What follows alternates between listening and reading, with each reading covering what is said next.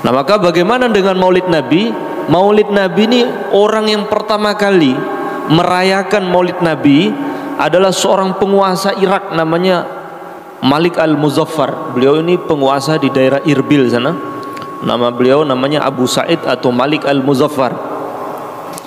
Beliau ini orang yang pertama mengadakan perayaan Maulid Nabi besar-besaran, karena beliau ini penguasa di Irak.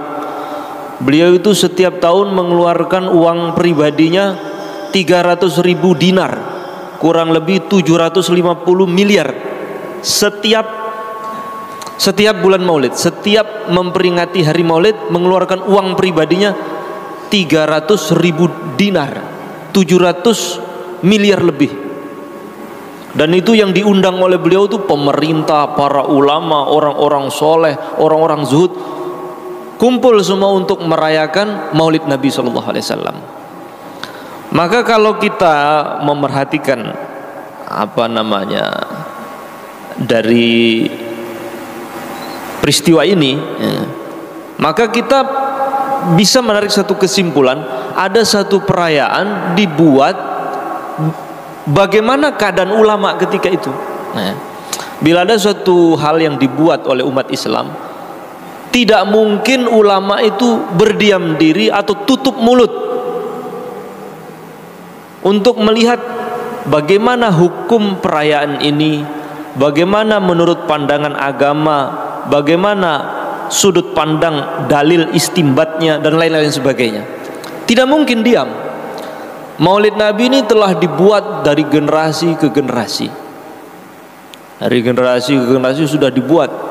Maka kalau kita mengatakan itu tidak ada dalilnya, berarti sama saja kita mengatakan bahwasanya para ulama dari generasi ke generasi bungkam tutup mulut, belum berkomentar urusan Maulid ini. Nah, sekarang kita mau lihat bagaimana pendapat ulama mengenai Maulid Nabi. Jangan dikarang dalilnya, karena sudah selesai masalah ini. Urusan ini sudah selesai. Bagaimana pendapat para ulama? Para ulama kita mengambil istimbat. Di antara istimbatnya itu di dalam Al-Quran, Allah Subhanahu wa taala berfirman, "Qul bi fadlillahi wa bi rahmatihi fabidzalika falyafrahu." Nah, sekarang kita mau buat definisi dulu. Maulid Nabi itu apa? Apa itu Maulid Nabi? Maulid Nabi itu adalah bergembira dengan cara mengungkapkan rasa syukur kita kepada Allah, karena Allah telah memberi kita umat ini karunia yang terbesar, yaitu kehadiran kemunculannya Nabi Muhammad SAW ke alam dunia ini. Nah, maka para ulama mengambil istimbat, kul katakanlah Muhammad, bifadlillah dengan sebab anugerah Allah, wa birahmatihi dan sebab rahmatnya, fabidzalika karena dua hal ini, falyafrahu bergembiralah kalian semua. Jadi orang beriman itu gembira dan susah itu harus karena Allah.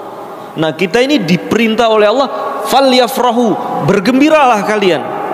Maka Al-Imam As-Suyuti dalam menafsirkan ayat ini, beliau mengutip kata-kata penafsiran Ibnu Abbas. Sayyidina Ibnu Abbas mengatakan, apa maksud bifadlillah di dalam ayat tersebut? Bifadlillah yang dimaksud adalah ilmu, wa rahmatuhu yang dimaksud dengan rahmat dalam ayat tersebut yaitu Rasulullah sallallahu alaihi wasallam. Berarti kalau kita ikuti penafsirannya Sayyidina Abdullah Ibnu Abbas, maka terjemah bebasnya begini, katakan hai Muhammad, dengan anugerah Allah berupa ilmu dan dengan sebab rahmat Allah yaitu Rasulullah, bergembiralah. Bergembiralah dengan kehadiran Rasulullah SAW, karena memang Nabi itu diutus sebagai rahmah.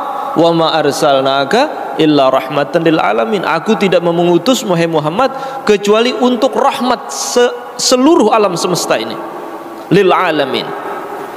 Maka bergembira itu sendiri adalah ungkapan lain dari Maulid Nabi itu. Jadi apa itu Maulid? Artinya bergembira karena nikmat Allah yang Allah anugerahkan kepada kita, yaitu kedatangannya Rasulullah SAW. Persoalannya itu. Nah, cara mengungkapkan gembira itu bermacam-macam.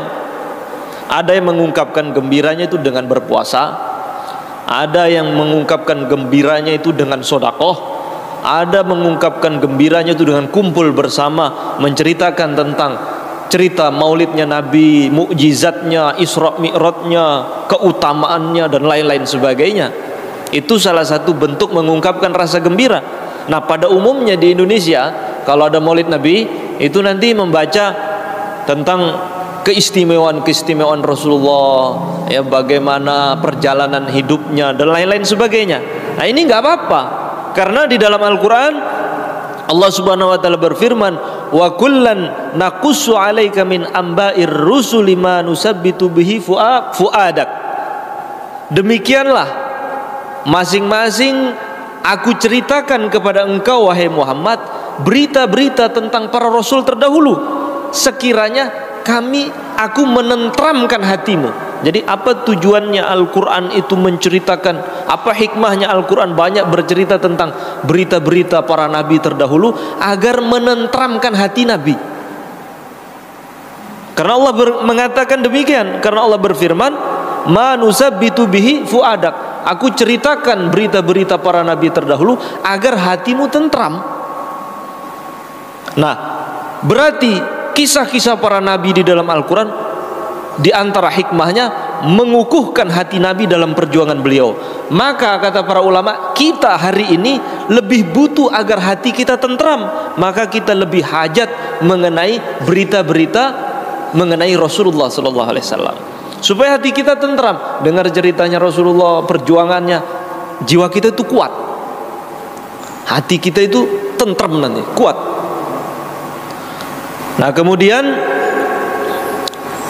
lah kalau begitu kenapa dirayakan? Ya. Jadi sebenarnya Maulid Nabi itu adalah komponen rangkuman amal-amal. Bergembiranya itu sendiri amal, menceritakan kisah-kisah Nabi SAW juga amal sendiri, dirangkum dalam satu perayaan. Nah, perayaan sendiri itu ada dalilnya, ada di dalam Al-Quran.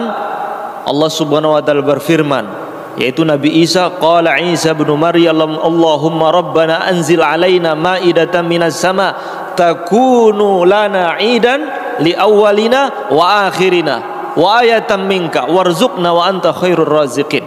Nabi Isa berdoa kepada Allah, ya Allah, turunkan kepada kami satu hidangan dari langit, yang turunnya hidangan tersebut menjadi hari raya untuk orang awal dan akhir bagi kami, dan sebagai tanda kebesaranmu, dan karuniakanlah kami rizki, dan engkau adalah sebaik-baik pemberi rizki. Maka para ulama mengatakan, kalau Nabi Isa berdoa kepada Allah agar diturunkan hidangan dari langit, dan turunnya hidangan tersebut menjadi perayaan hari raya untuk orang awal dan untuk orang akhir, maka bagaimana dengan turunnya, datangnya Rasulullah SAW ke muka bumi? Maka otomatis boleh kita rayakan. Kalau hidangan dari langit saja boleh dijadikan bentuk perayaan, bahkan dijadikan hari raya karena turunnya jamuan hidangan dari langit. Maka kedatangan Rasulullah SAW ke muka bumi ini bukan hidangan makanan, ini Rasulullah rahmatan lil alamin, maka lebih berhak untuk dirayakan. Itu kata para ulama seperti itu. Maka para ulama juga mengambil istimbat, yaitu Al-Hafidh Syamsuddin Ibnu Zajri, ya, di dalam kitabnya Arfut Ta'rif bi Maulidis Syarif, ya, bahwasanya di dalam satu hadis riwayat Imam Bukhari, hadisnya sahih, bahwasanya Sayyidina Abbas radhiyallahu ta'ala anhu pernah mimpi bertemu dengan saudaranya Abu Lahab. Mimpi bertemu saudaranya Abu Lahab selepas dia mati, dia mimpi. Maka dia tanya ini kepada Abu Lahab ini. Abu Lahab ini pamannya Nabi, dia wafat dalam keadaan kafir, dan dinas kekufurannya itu di dalam Al-Quran sampai hari kiamat kita baca, tabbat yada abi lahabi wa tab. Celakalah kedua tangannya Abu Lahab, dengan sebenar-benarnya celaka. Jadi celakanya Abu Lahab itu nas, termaktub di dalam Al-Quran. Maka saudaranya itu Sayyidina Abbas mimpi ketemu Abu Lahab ini. Maka dia tanya, mahaluka, gimana kabarnya di akhirat? Maka Abu Lahab mengatakan, finnar, di neraka saya, katanya. Gimana kabarnya di akhirat? Finnar, nang neraka aku tiba. Cuma, ini Abu Lahab mengatakan dalam riwayat ini, akan tetapi setiap hari Senin azabku itu diringankan. Setiap hari Senin azabku itu diringankan. Bahkan dari ujung jari saya ini keluar air. Ahli neraka nggak bisa minum air, tapi Abu Lahab diringankan azabnya, kemudian dapat minum air. Airnya itu keluar dari ujung-ujung jarinya, bisa minum. Maka Abbas bertanya, mengapa engkau diringankan azab khusus hari Senin? Karena pada hari Senin, ketika budakku bernama Suwaibah datang membawa berita bahwasanya Muhammad lahir, waktu itu hari Senin, karena aku gembira karena kelahirannya, langsung aku merdeka kamu. Kemudian Suwaibah itu menyusui Muhammad. Maka karena aku saking gembira dengan kelahiran Muhammad waktu itu hari Senin, berita kelahirannya dibawa oleh budakku bernama Suwaibah, langsung aku merdekakan. Maka Allah Subhanahu wa taala meringankan azabku di neraka setiap hari Senin karena sebab gembiraku terhadap maulidnya Muhammad sallallahu alaihi wasallam. Jadi orang kafir gembira karena kelahirannya Nabi, itu diringankan azabnya.